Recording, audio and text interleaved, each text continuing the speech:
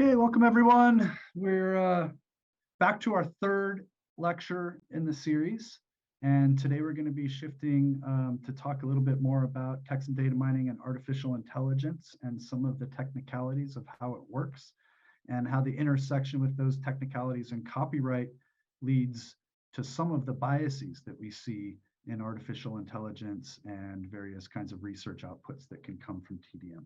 So Amanda, welcome. It's great to have you. I should mention briefly, Amanda is Associate Professor of Law at Georgetown University, and she's the founding director of the Intellectual Property and Information Policy Clinic. Her two articles in this space use copyright exceptions to attack bias and copyright protections to attack certain uses of invasive facial recognition. So Amanda, welcome. Thank you for coming. And thank you so much for having me here. I am really delighted to talk to you about how copyright law can fix artificial intelligence's implicit bias problem. This is a really straightforward project in some ways about technology and law.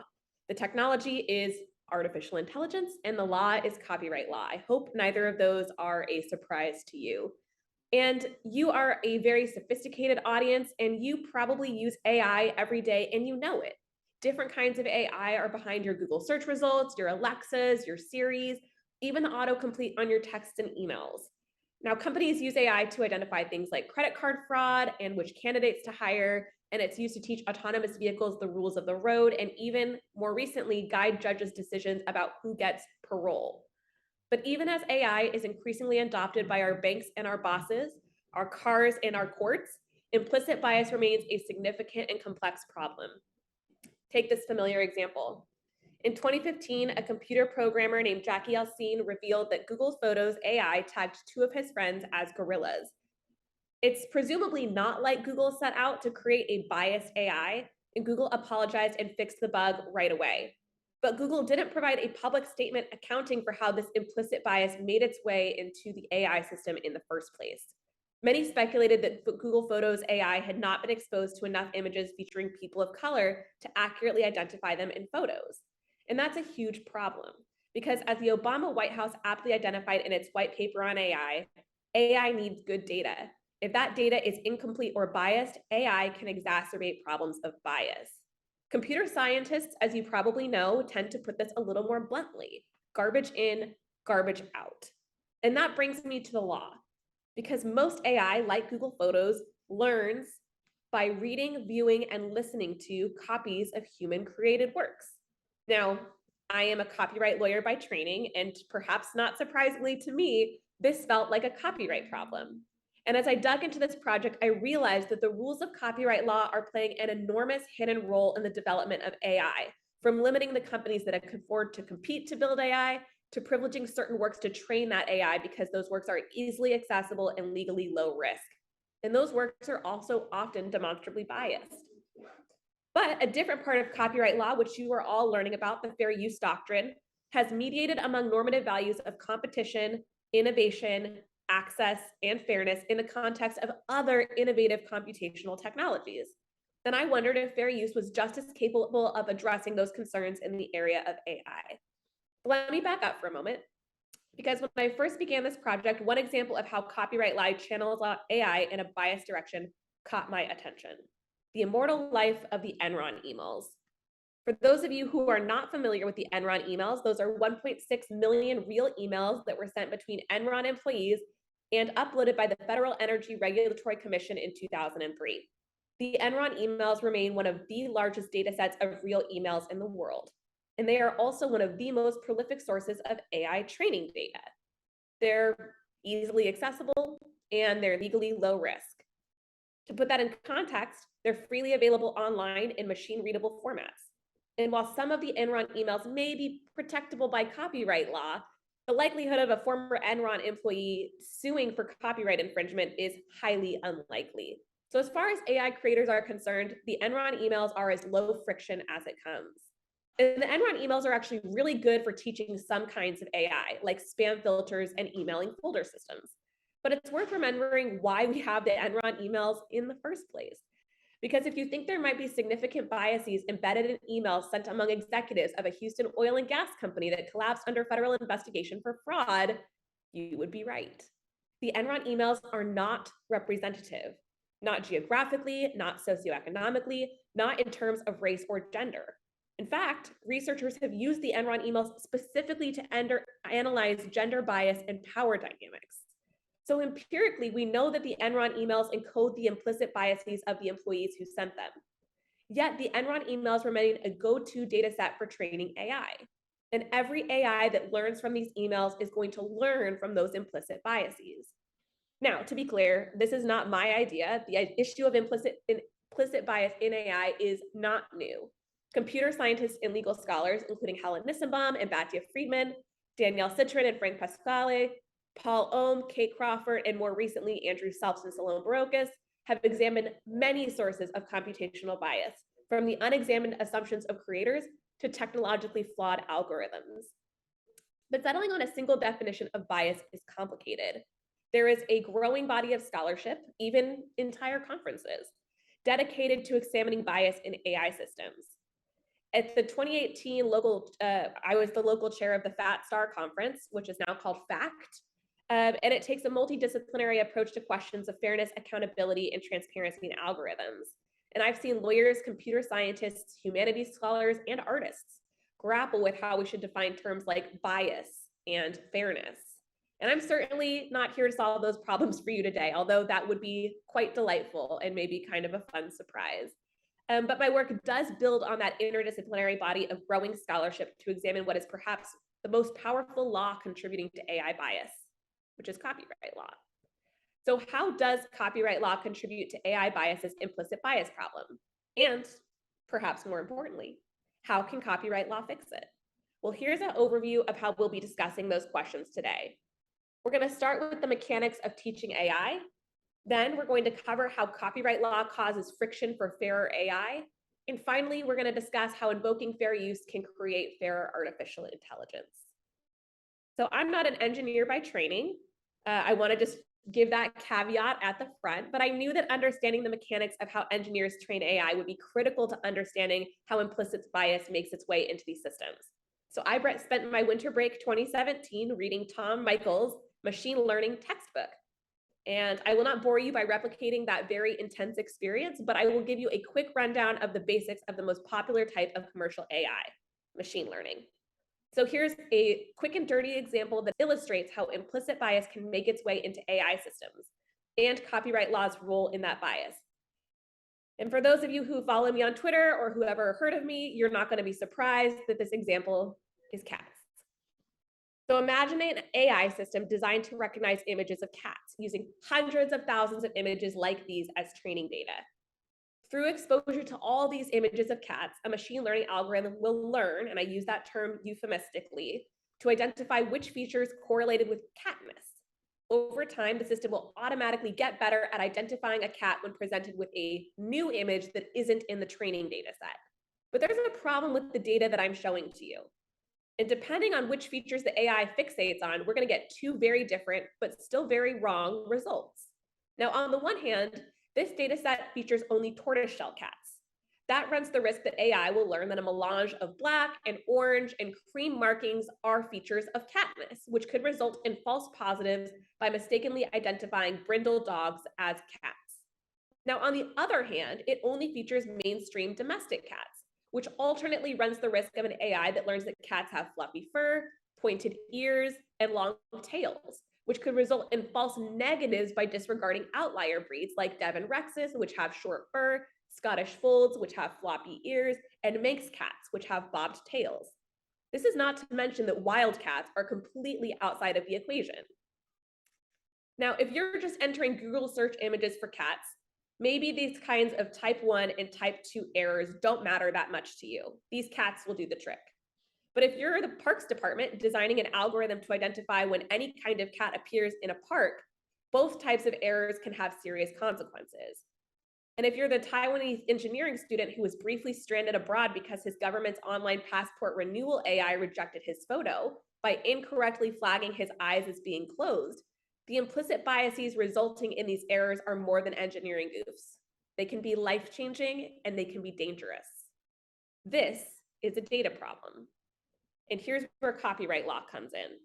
So the internet may be full of cats, but that does not mean that the images we just looked at are free for anyone to use.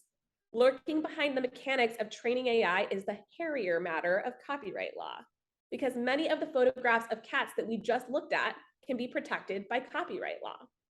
The ability to acquire legal access to the massive quantities of works needed to train AI systems plays a major role in deciding which companies can really compete to create artificial intelligence. And in that sense, the rules of copyright law cause friction for others to compete with incumbents to create fairer AI. And there is a pretty easy way to quantify that friction. It's with another cat. Getty Images is one of the largest repositories of copyrighted images in the world, and they make pricing out a copyright license pretty easy. The stock license for the single image of a tortoiseshell cat is $375. When AI requires hundreds of thousands of images, we're talking about investing millions and millions of dollars in training data alone. That doesn't include the engineers to build the algorithm, the managers to oversee their work, or the marketing team to get that algorithm in the hands of users. But there are two ways to get the massive quantities of works needed to train AI without worrying about the threat of copyright infringement. AI creators can build a system to get those works, or they can buy them from someone else, using what I call in the paper the build it or buy it models. Given that friction, it's not surprising that the major players in AI largely track with the major players in tech. You're probably familiar with most of the 7 dominant commercial AI creators: Apple, Baidu, DeepMind, Facebook, Google, IBM, and Microsoft. And commercial AI largely tracks the same lack of diversity as tech in generally. All but one of those companies is based here in the US. 2 are owned by the same parent company, and 4 are led by people of color, but only 1 is led by a woman. These companies have something else in common. They are masters of the build it and buy it models. Facebook is the prime example of the build it model. In less than 2 decades, Facebook has rolled out its social networking service to billions of users worldwide who are constantly creating and uploading massive numbers of copyrighted works, from status updates to selfies, that Facebook can then freely use to train its AI systems. Now, I'm not a fan of Facebook generally, but they do some pretty cool stuff with this data. AI trained on users' data is used to calibrate news feeds, generate alternate text for visually impaired users, and create facial recognition algorithms that are nearly as accurate as human perception and not used generally by law enforcement. But Facebook's growing presence in the AI space doesn't come cheap. It employs nearly 200 people in its Facebook AI research arm alone, and that doesn't include the hundreds of other engineers and designers who work in discrete areas like machine learning, computer vision, and computer linguistics. And in the paper, I point to IBM as a prime example of the buy-it model. I won't dive too deep into it here, other than to say that IBM's capital and reputation make it possible for IBM to buy startup companies or partner with prestigious research institutions to acquire training data rather than building data sets on their own. So given the friction that copyright law causes for obtaining copyrighted works, it's perhaps no surprise that many AI creators turn instead to biased low-friction data that we discussed earlier, like the Enron emails. In the paper, I also discuss public domain works, which I generally love, but not for this particular purpose, or Creative Commons licensed works, same caveat. These are licensed as biased low friction data, or BLFD, but some kinds of biased low friction data may sidestep legal questions only to stumble into complicated ethical ones. Hacked emails, like those from John Podesta and the Democratic National Committee, have a lot in common with the Enron emails. They're easily available online in machine-readable formats, and they're just as legally low risk in a lot of ways. But using these emails to train AI highlights how the rules of copyright law that privilege biased low friction data has implications for privacy. Tort law has long grappled with how to deal with private information that is made public without consent. And my previous research examined how copyright law has also struggled with distinguishing private from public in the context of non-consensual intimate image sharing, which perhaps you've heard of as revenge porn, and also in the context of face surveillance. And popular sources of BLFD, from hacked emails to semi-public dating websites, which I discuss more in the paper, are only going to complicate that conversation further. So what's the alternative? When it comes to asking whether using copyrighted works to train AI systems is fair use, we are at something of a disadvantage. We have not actually addressed this question head on at any court in the country, and certainly not at the Supreme Court. Fair use can feel, as you've heard from your other speakers, complicated and fact-dependent, and that's because to some extent it is. But professors like Matthew Sag, Pam Samuelson, and Barton Beebe have examined in their scholarship, fair use is not random. It is predictable to a certain extent. And fair use has long done the work of considering and promoting the public benefit of innovative computational technologies. Rather than trot through the 4 fair use factors, I want to examine how deeply experienced fair use is at mediating among the competing normative values that we care about in computational tech generally, but especially in the context of artificial intelligence. Competition, innovation, accessibility, and of course, fairness. So innovation, you may have heard of the digital plagiarism detection service or even used it, Turnitin.com, which provides an automated way for teachers and professors to quantify whether students' work is original rather than plagiarized. In response to the system, several students sued Turnitin, alleging that the company created infringing copies of their works of fiction and poetry. You love to see it. The kids are all right. In AVXREL Vanderhyde versus iParadigms, Judge Traxler recognized that Turnitin was using these creative works in a way that had very little to do with their creativity. In much the same way that using a copyrighted work in litigation is considered fair use, using creative works for factual purposes was similarly held to be fair use. As Judge Traxler put it, Turnitin used students' works, quote, unrelated to any creative component of those works. Judge Traxler also noted something else. Turnitin's digital anti-plagiarism service, quote, provided a substantial public benefit. There's something analogous about turning copyrighted works into training data. Professor Matthew Sag, who I believe you'll be hearing from soon, has suggested that using copyrighted works as, quote, grist for the mill serves a fundamentally different purpose when human readers engage with a copyrighted expression. This distinction feels intuitive. Not only do we use different phrases for copyrighted works in training data, it's why other scholars like Professor James Grimmelman have concluded that robotic readership is fair use. Now, the way in which AI reads copies of human created works is entirely euphemistic. And where most commercial creative applications are concerned, that expression is beside the point. Which brings us to competition. I love this slide so much. I did so much research to find the original Ashido background, so I hope one of you nerds appreciates it. The 1990s were the advent of a new kind of innovative computational technology, video games. Back then, Nintendo and Sega collectively had 50% of the market share for video games at the time, and not surprisingly, other companies wanted to develop games that would work with hardware of Sega's Genesis system. So a company called Accolade reverse engineered code from Sega's system to create a game of their own called Ashido. And this is the original home screen for Ashido that's right here. And that could be played on the Genesis system.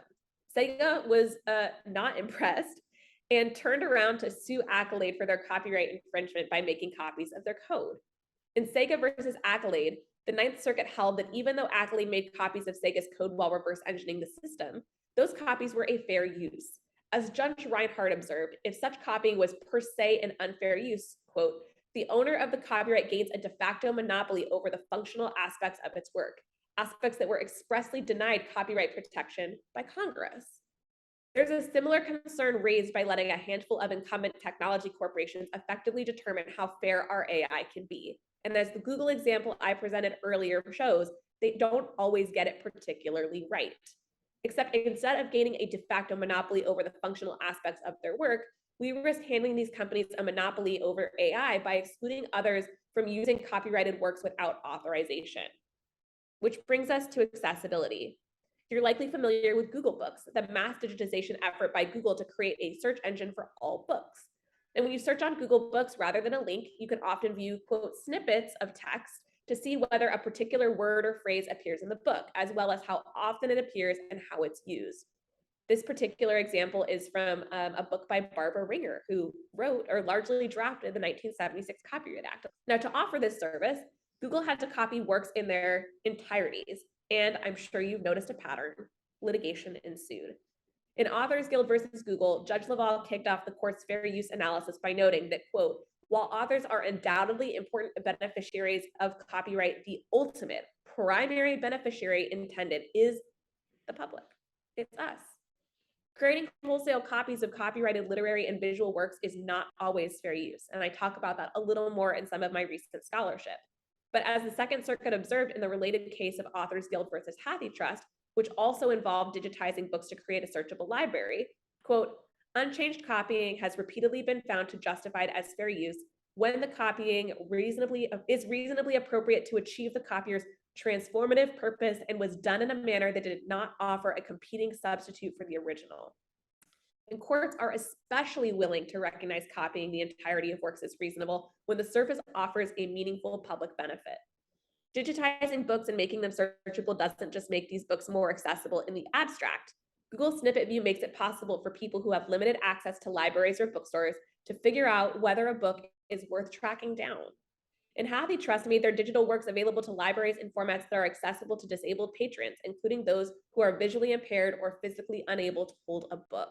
Now, if we go back to the first example of Google Photos tagging an image of Black folks as gorillas, it's easy to see how AI that erases marginalized people renders that technology inaccessible to them.